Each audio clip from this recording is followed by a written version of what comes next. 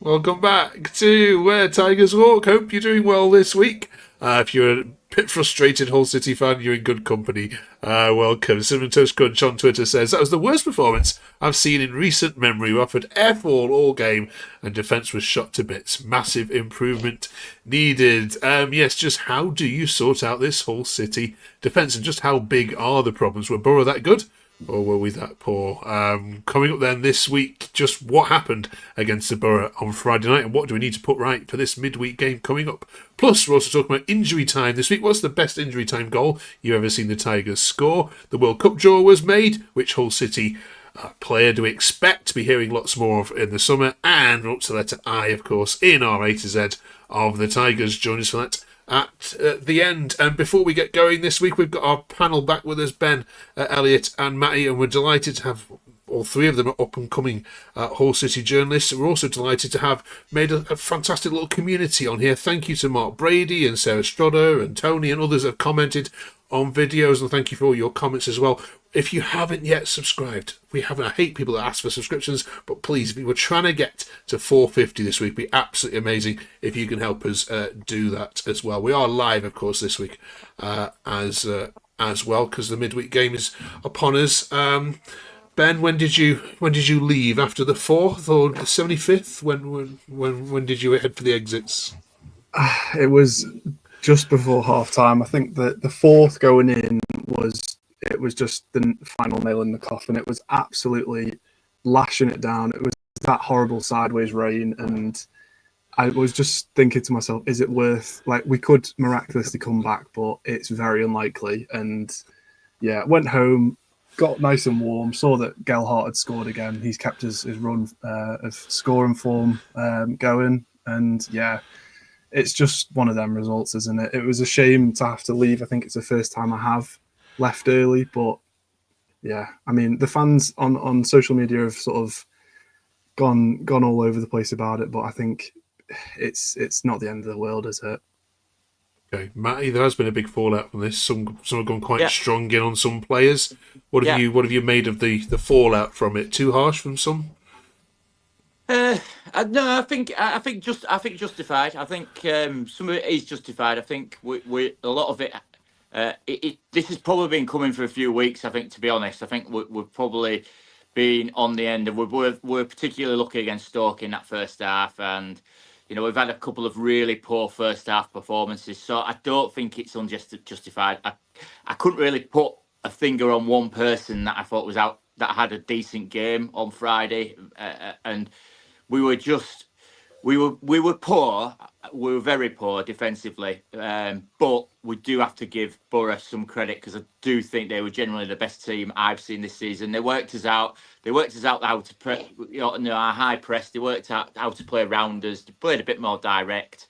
We had players that they had loads of space in the wide positions, loads of space in front of our back four. We just, we can't cope with those players running onto it. So I think a lot of it is justified in terms of the fallout. I think we've got to be realistic to say where we are, but on the other hand, you still can't turn in a performance like that, and expect the fans not to be upset about it because that was just woeful, just a woeful first half.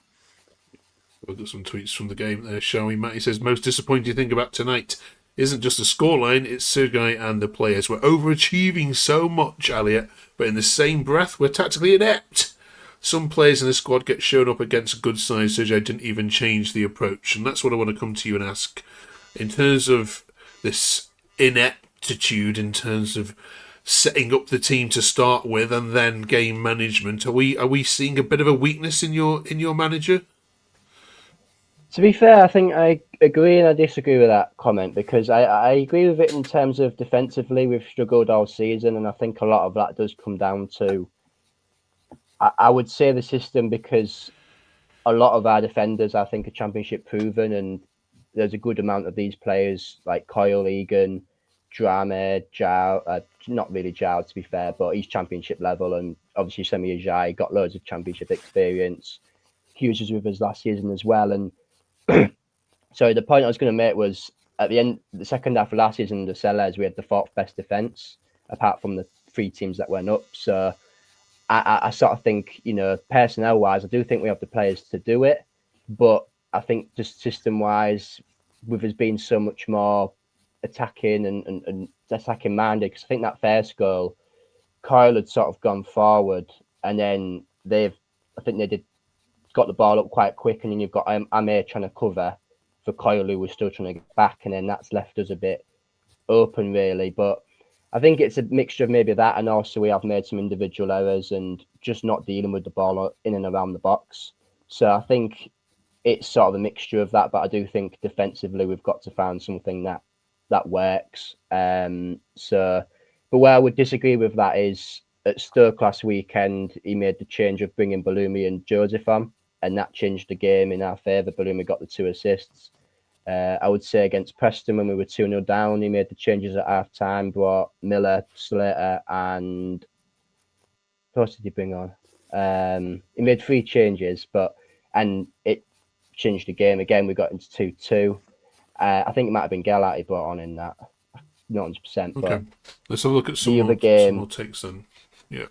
Because this backs that up a little bit, I think. Dave says perhaps we could start watching the upcoming opposition as we seem surprised with their formations and players. I'll start with Hackney as a good player. Next, Sellers ruined Alfie Jones, but what a good player we sold on the cheap. Do you think that we're seeing too much of the same approach to games, Elliot? And Ben, join in on this one, please. Is he just picking the same players and expecting the same results? Are we not doing enough homework?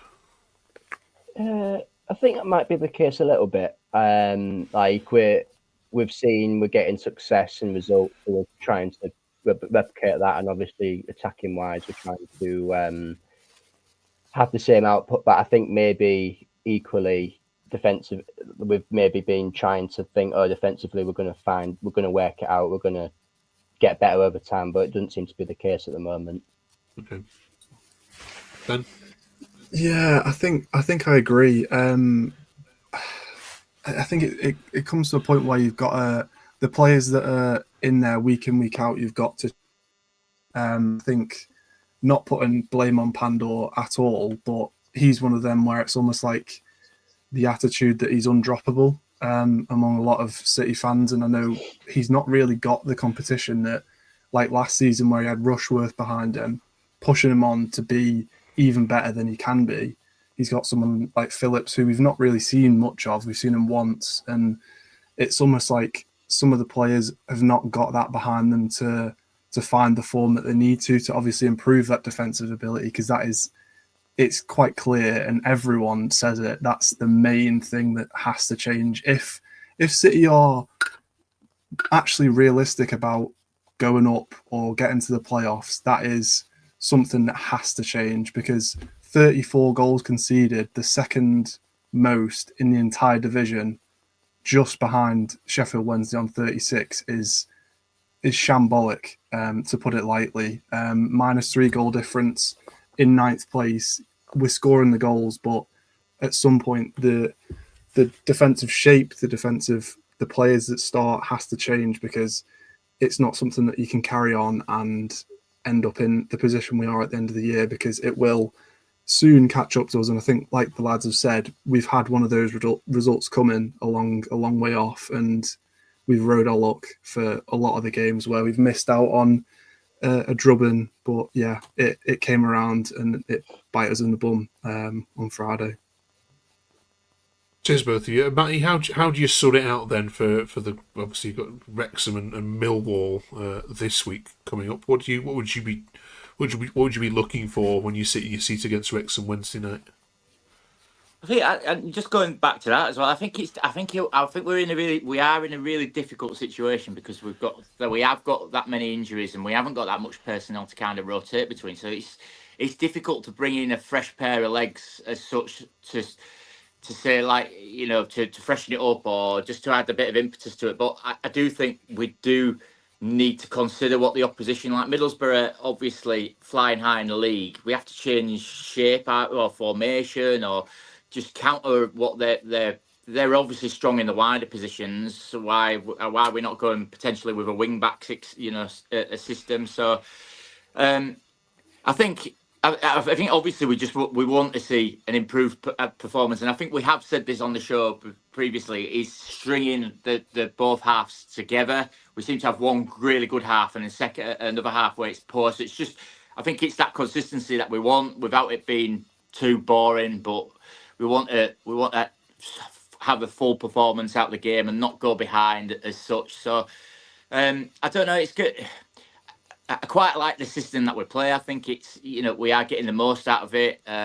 Hopefully, with a few more players coming back, I'd like to. I don't know if Hughes was definitely still injured on Friday, but I'd like to see him come in because I think he's just probably a bit more mobile than Egan, to be honest, in the centre back. So, but we've got to go. We've got to go to Millwall and really they're really good at home, but I would be going with a back five there to try and counter their physicality and their directness and just try and, back to the wall type thing. And we've got the players to counter on Millwall, so why don't we kind of have that approach? But I think we just need to see a little bit of different when we're playing these better teams, I think. And then, he has shown his adaptability that we can change in different games, so that's great. But yeah, I'd like to see us just have a thought about the opposition. It would be nice.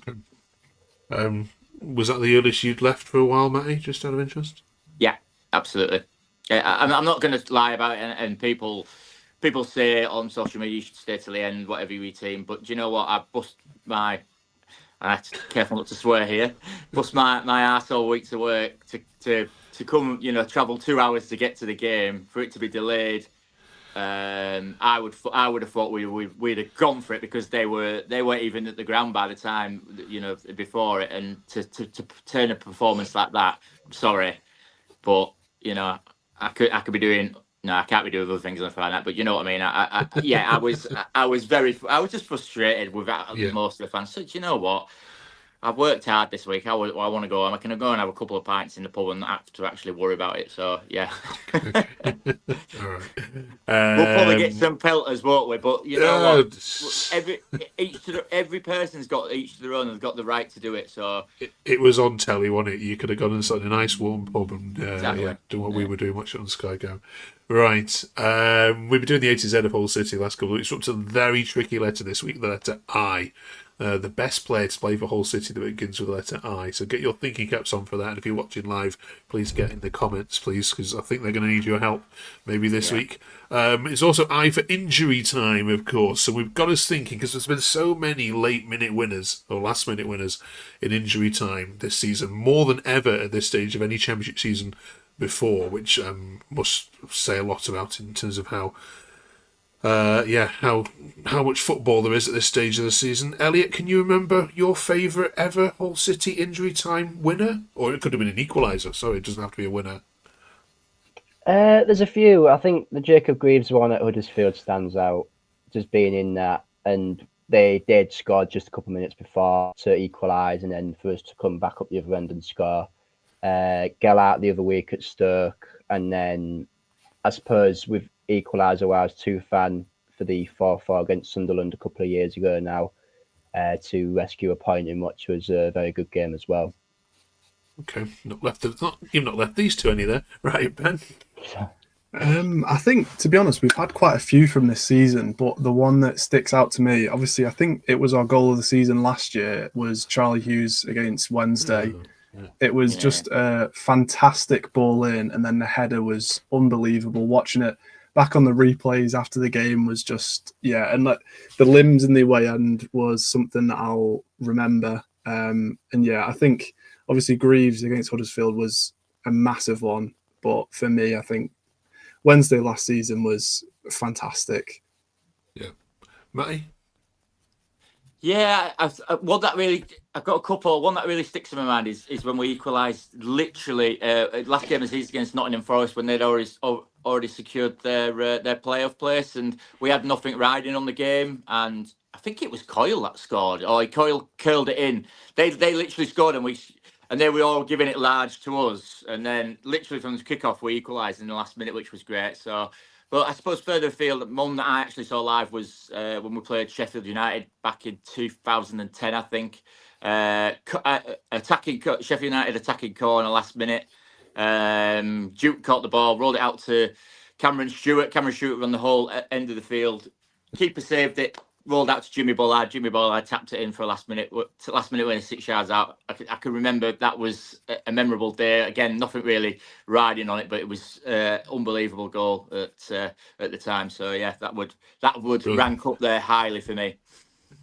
Right, let us know in the comments, what is the best injury time winner you've seen for Hull City? Other football news this week then, we've seen the World Cup draw take place. Of course, what a shambles. I don't know if any of you saw, did any of you see the ceremony?